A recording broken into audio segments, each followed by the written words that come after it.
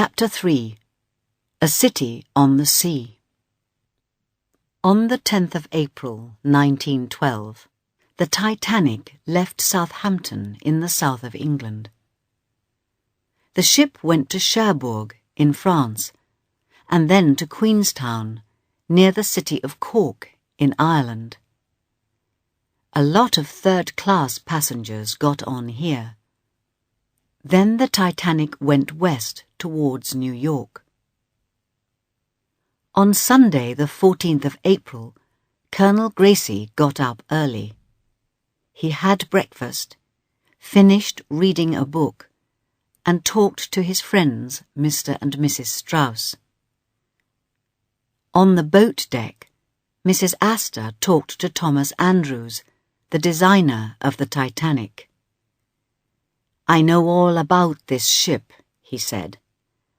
"Do you have any questions, Mrs. Astor?"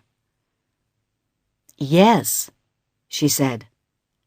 "How many people are there on this ship?" Thomas Andrews took a book out of his pocket.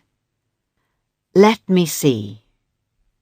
There are 325 first-class passengers like us, 277 second-class passengers, 706 third-class passengers, 908 officers and sailors, and 8 musicians."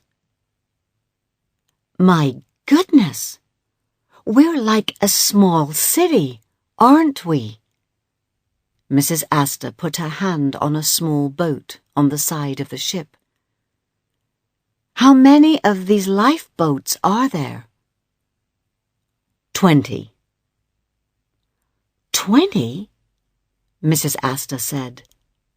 "But can all those people get into 20 lifeboats?"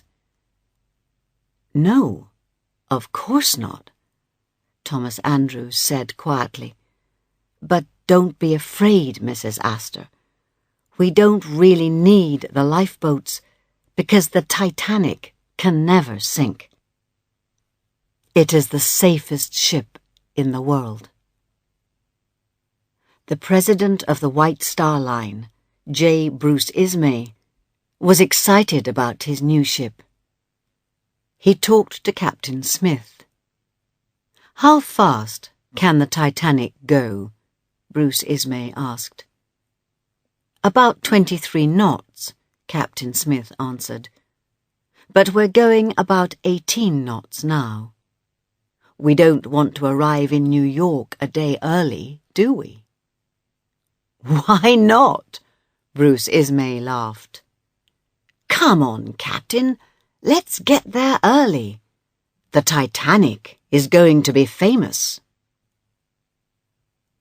Down on E-deck, the third-class passengers talked about America in many languages. Carla Jensen was Danish, but there were 2 English girls and a Swedish girl in her cabin. Carla's brother Sven and her father's brother Niels were on the Titanic too. In Anna Turja's cabin, there were 2 young Finnish women and some children. Milvina Dean was the youngest passenger on the Titanic. She was a baby, only 9 weeks old. Sidney Goodwin was 2 years old. He had a big family. His mother and father, 2 sisters, and 3 brothers were all in the same cabin. Many passengers sent radio messages. In 1912, radio was very new. The 2 radio operators, Jack Phillips and Harold Bride, had a lot of work.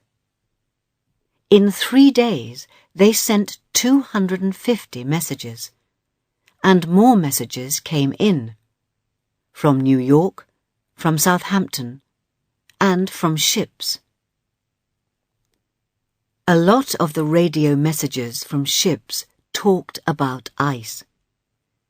"Be careful. "There are a lot of icebergs in the North Atlantic," the messages said. But Captain Smith was not very worried. He only showed one of these messages to his officers. The Titanic did not go slower because of the ice. It went on across the Atlantic at more than 20 knots. The passengers walked round the ship. They laughed and talked and ate in the restaurants. Everyone was happy and excited. The lights were on and the music played. Mrs. Astor was right.